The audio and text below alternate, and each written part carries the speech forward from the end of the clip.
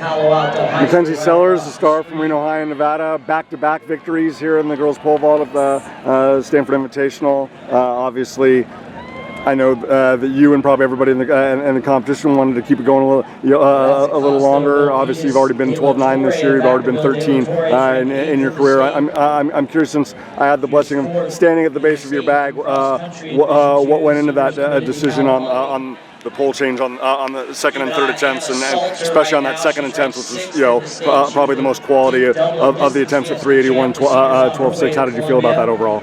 Honestly, I've just been working on getting on the 13.7s all year. I've been trying to since last year. They've always been really tough and like a shot for me, so today was a win of like blowing through my 13.7 155, and then our 60 is just really stiff, so I need to practice on it more, but honestly it was a good day. But it's one thing to be able to kind of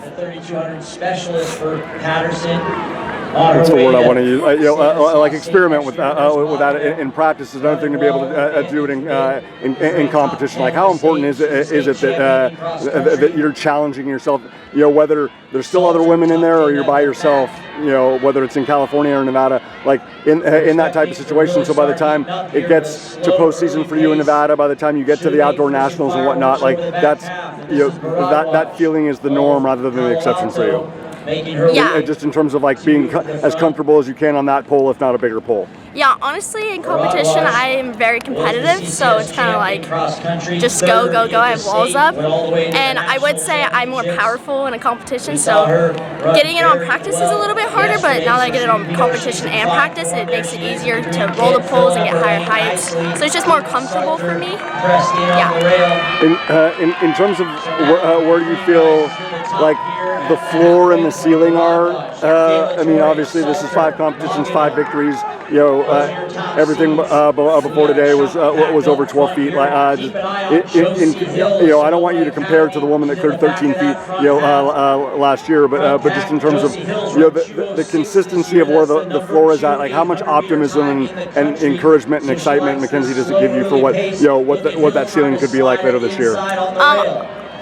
Honestly, last year, it was a good year, but this year I'm getting more consistent with my run. On bigger poles, I feel more confident. I look more confident. Obviously, the heights are a different deal, but I feel like this year, once I get successful and more confident on these poles, right, I can go higher. Yeah. Awesome. And, just in terms of this atmosphere and environment, right? Obviously, you are the gold standard in Nevada, but like when you get to come down here, and it's a combination of elite high school competitors and college competitors, in a historic venue here like Cobb Track and Angell Field at Stanford, and like I said, multiple years, multiple victories.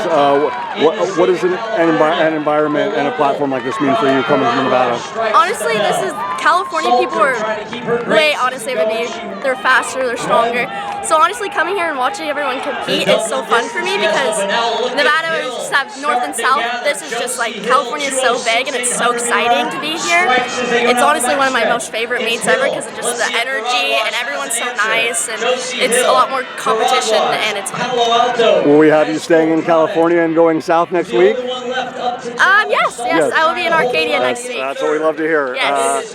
And hopefully we get you back on that pole and get to see great results on the infield at Arcadia High School. Mackenzie, back-to-back victories here at Stanford. Congratulations. Thank you, sir.